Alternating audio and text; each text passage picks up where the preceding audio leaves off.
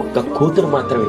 ఈరోజు అబ్బాయిలు ఏదున్నా కూడా పెద్దగా వాళ్ళు ఎమోషనల్ గా స్ట్రాంగ్ ఉండి అవతల అమ్మ బాధపడతారు, నాన్న బాధపడతారు, పెద్ద పట్టించుకోరు. కానీ ఒక్క కూతురు మాత్రమే అటు భర్తతో ప్రేమని, భర్తతో బాధ్యతని అన్ని చూసుకుంటూ, ఇటు పుట్టింటి వాళ్ళ అన్ని విషయాల్ని తను బ్యాలెన్స్ చేస్తూ ఎంత లోపల మదన పడుతుందో.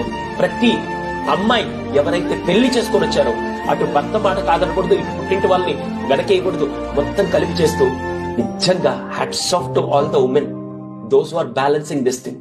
అది ఒక్క కూతురు మాత్రమే చేయగలుగుతారు. అందుకే ఆడపిల్ల పుడితే లక్ష్మీదేవని అందరూ అంటారు. కానీ అదృష్ట దేవతనో లేకుంటే ఇలా మహాలక్ష్మి పుట్టిందంటే, మహాలక్ష్మి అంటే కేవలం డబ్బుతో మాత్రమే కాదు, ఆ తండ్రికి కుటుంబానికి జీవితాంతం ఆనందాన్ని పంచే ఒక అమ్మాయి అని చెప్పంటారు. చెప్తుంటే కన్నీళ్ళు ఆగలేదు.